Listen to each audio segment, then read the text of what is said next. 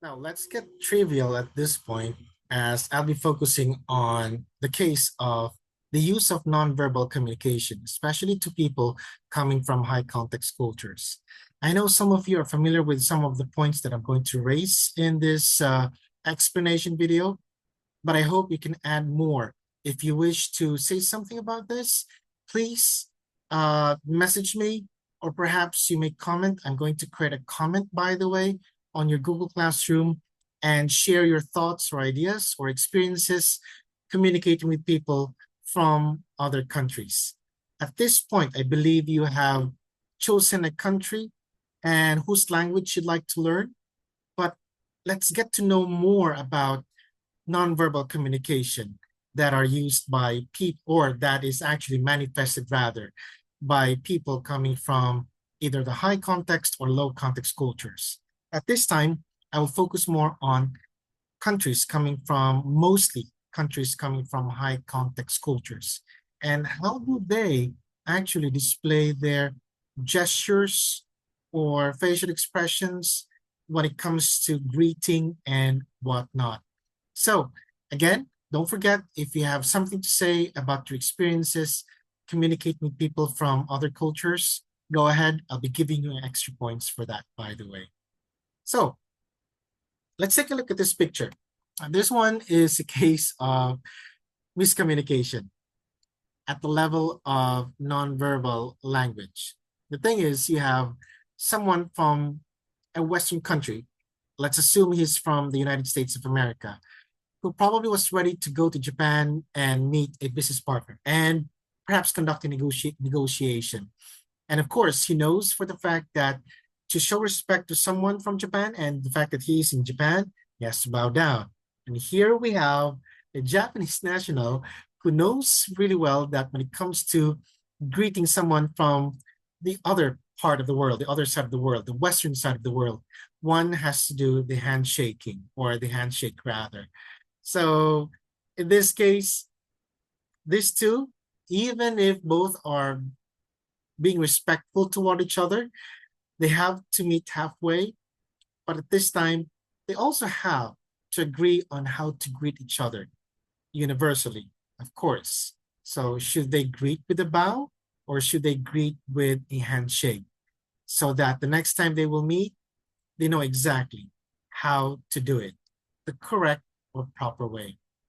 Now, when it comes to nonverbal communication, oh boy, I have so many experiences when it comes to this, when it comes to communicating with people from other countries, specifically in Malaysia, Singapore, Thailand, and South Korea.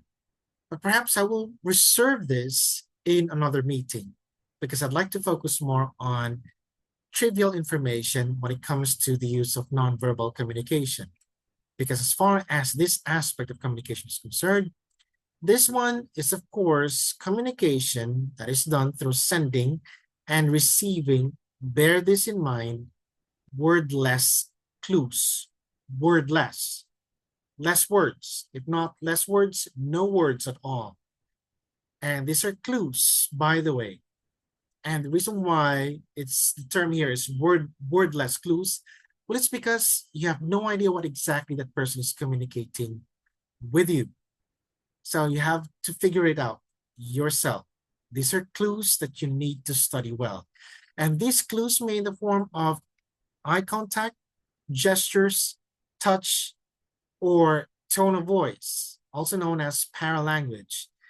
The tone, the emotion that the tone of the voice of the person bears also may suggest or communicate something with you. So nonverbal communication can be a tricky form of communication, by the way. If not most of the time, all the time. So it really pays off if you're familiar with countries that rely more on nonverbal communication, especially countries which happen to have high context culture communication practices. So let's talk about first the case of gestures. Okay. In the Philippines, I think all of you know what this means. We have a slang term for this one, which is char, spelled as CHAR. And the word char may mean so many things, but to just be concise about this gesture of doing this and the meaning which is char, that means, well, you're not telling the truth. Get out of here. Are you sure about that? Or you're just lying, or you're making up a story. I don't believe what you're talking or saying right now. So that's actually what we mean when we do this gesture, especially when we accompany it with the word char, right? But in countries like Egypt, Italy, and Greece, this gesture means differently to people from these three countries, by the way. For instance, in Egypt, it means, hey, be patient. In Italy, it's a gesture that means, what do you mean? Perché? Che? Right? Or in Greece, when you show this, excuse me, this gesture to someone who probably uh, has created something, an artistic work, you could say to that person, that's perfect. But instead of saying the words, just show this gesture. And that will do. Well, when it comes to gestures, there are a lot of things that we can actually study to talk about gestures in different countries. But I don't think in one video we can tackle everything. So, as much as possible, let's broaden our horizons. And I'd like to advise all of you to explore the internet, especially YouTube and websites that touch on gestures of people from other countries. I will advise the same thing when it comes to the aspect of touching or touch. Now, in the Muslim world specifically, this is the context that I'm going to use right now. Touching is something delicate to them. And you have to be careful when it comes to touching someone with either your right or left hand. For instance, when it comes to eating, which of the two hands should you use? Is it the right hand or the left hand? For those who would say it's the right hand, you're correct. You should not use your left hand. Because the thing is, in the Muslim world, or even in the world, the Hindu world, especially people in India or in India, when you use your left hand in eating, that's considered to be disgusting to them because they use their left hand in cleaning themselves after using the toilet or wiping themselves for that matter. So that is why when it comes to eating, both in the Hindu and Muslim worlds, you have to make use of your right hand. When it comes to blowing your nose, so which hand should you use? Is it the right hand or the left hand? Well, for those who would say it's the left hand, you're correct with that. You have to blow your nose rather, using your left hand as much as possible. Now, when it comes to touching someone in the Muslim world, you have to avoid touching that person with the left hand. It's insulting to them. Again, the left hand is used for things or actions that involve dirt or something disgusting. The right hand, on the other hand, is used for doing things that are common or common actions or activities. Now, last but not least, when it comes to using the right hand or the left hand, which do you think should be used when it comes to using or putting on your garments, your shoes, or your pants perhaps? In the Muslim world or in the Hindu world, you should make use of your right hand. There you go. When it comes to greetings, by the way, countries like France, India, Venezuela, Sweden, and North Korea are different from each other. For example, if you talk about European countries like France, and also countries like Spain, Portugal, and Italy, kissing on both cheeks is how they greet their friends. And that's acceptable, by the way, not only between women, but even between men. And there's nothing uh, awkward or probably disgusting about it. They do the kissing, by the way, on the cheeks. In Venezuela, in Latin countries, most particularly, they're more accustomed to hugging each other. Even if they know each other just for a short time, they still hug each other when they meet each other for probably a lunch or a specific gathering. So this is a unique way of greeting themselves or each other. And this is unique to most Latin countries or Latinos. In North Korea, they greet each other, and hierarchy actually takes place when it comes to greeting each other, because bowing is a customary practice to them. And it's not only North Koreans who practice this too.